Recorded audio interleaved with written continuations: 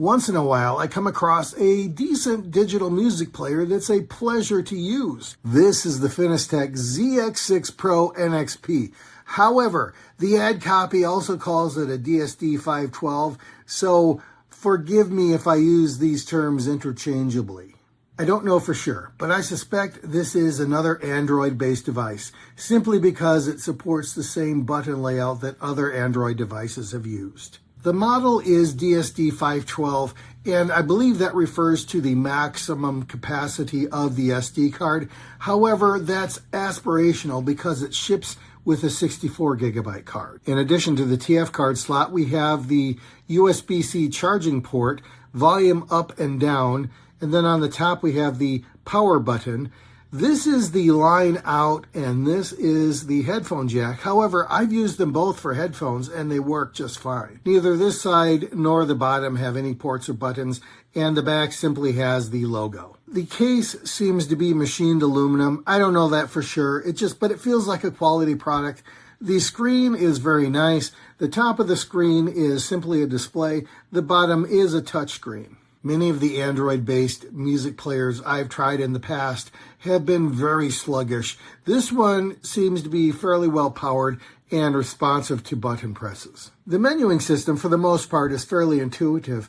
My biggest complaint is that my eyes are almost 57 years old, and I cannot read red on light gray background, which really makes the selected item difficult for me to read. Normally, I have to navigate away from it just to read what it says and then go back to it. Now, my daughter is 17 years old. She says it's perfectly clear, but my daughter is not interested in dedicated media players, and my daughter doesn't have a job. So who's your target market? This is just a usability issue that could be fixed with a firmware upgrade. Say you put a yellow outline around the selected item, or highlight the icon rather than the entire text. That would fit. Either one of those would fix that. The first challenge was to get music onto the DSD512. I had hoped that the included USB-C cable would allow me to attach this to my Mac and just drag and drop files as if this were a portable drive.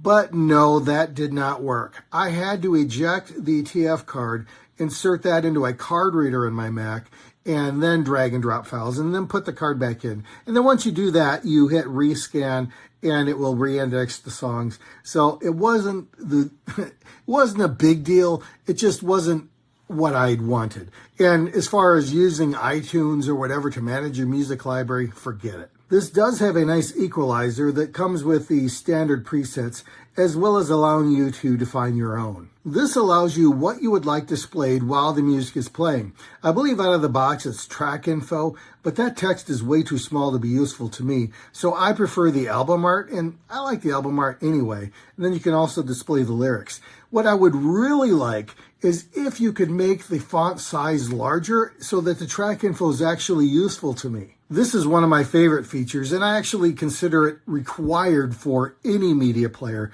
and that's the ability to shuffle all my tracks. This menu option I don't understand at all. Hearing mode? What is that supposed to mean? And this manual is no help. It's friendly, but it doesn't tell you much. This supports the ability to balance your left and right channels, which I'm not sure why I would do this unless I was setting this to a receiver where I'm closer to one speaker than the other, or I had really terrible headphones. I don't know, but it's there. The DSD512 has many configuration options. One of them that I changed was the timeout on the screen. Now, I like the screen, maybe not to be on all the time, but a lot of the time. I like looking at the screen. I've changed tracks quite a bit, or I like to look at the album art or see what track it is that I'm hearing or whatever.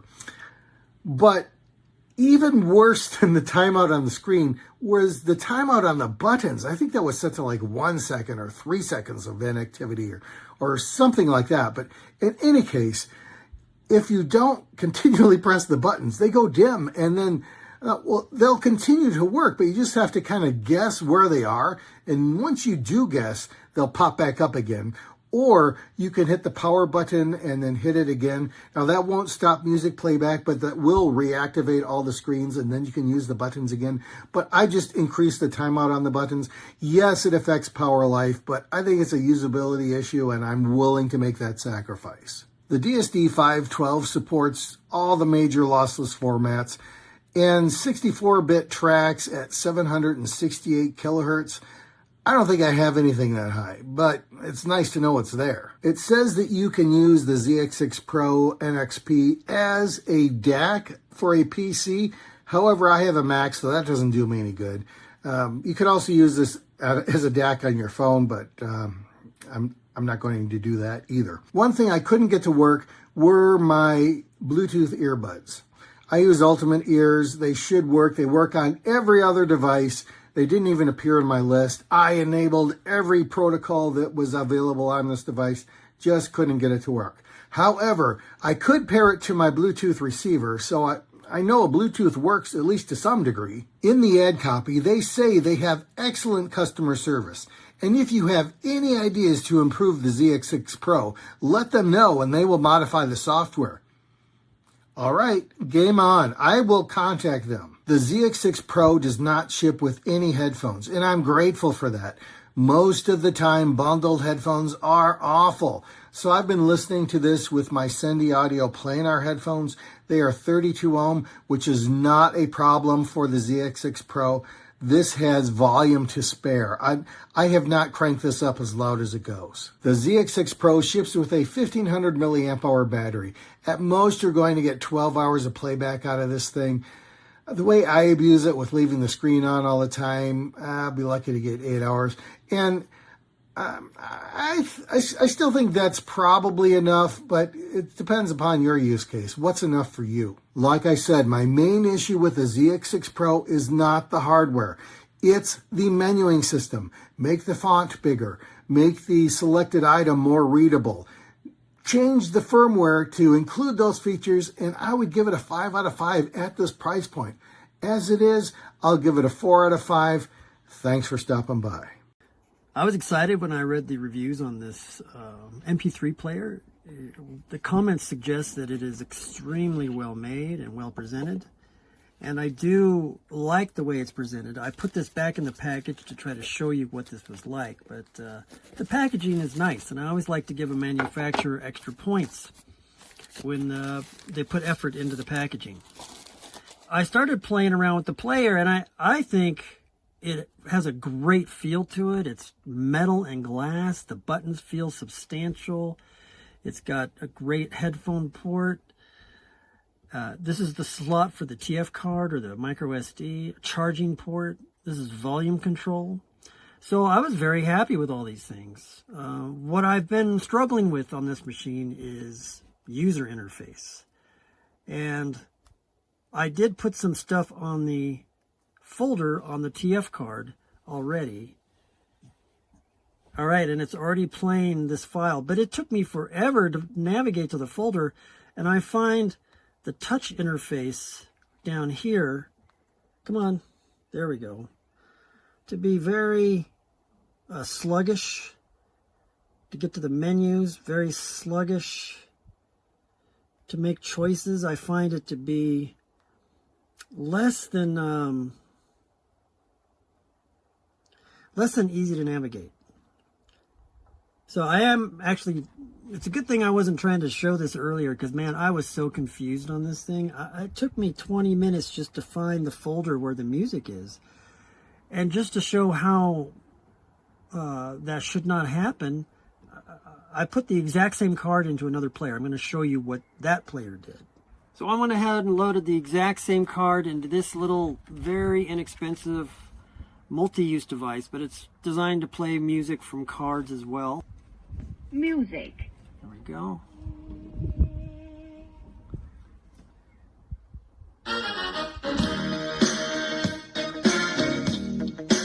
So this has no problem playing the folders of music, and I have both MP3 and waves on that folder, so I don't know what's going on. You know, comparing it to an old like iPod from Apple, it's just so easy by comparison. You just intuitively know what's working, what's next, where your stuff is. But this thing, I am having such trouble with the user interface, and it's maybe just me getting old or something, but like, how do you get these controls up? There we go. So I skip to the next song. I can play, I can unplay or pause. I will say that the tracks, when I listen to them, they sound beautiful. They sound great. And I reiterate that this is very well made. I think it feels great. It looks great. But boy, I just struggle with this user interface so much. It just doesn't make a lot of sense to me. So, again, I like the player's physical design. I really don't like the software user interface. I really struggle with it. So maybe other folks have not had that problem, so perhaps this is unique to me. But the sluggishness of this lower one, I really struggle with.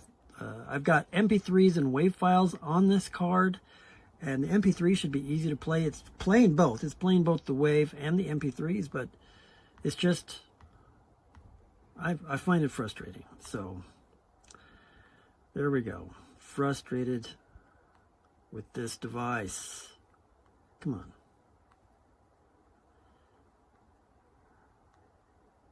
Come on, do something. Settings. I feel like I don't really know what I'm doing. Screen bright. Look at this. I can actually get to the Bluetooth settings. I do have a manual,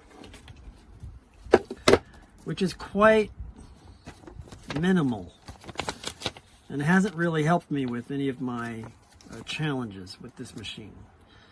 So anyway, that's the extent of my review. I'm just not as happy with it as I was hoping I would be.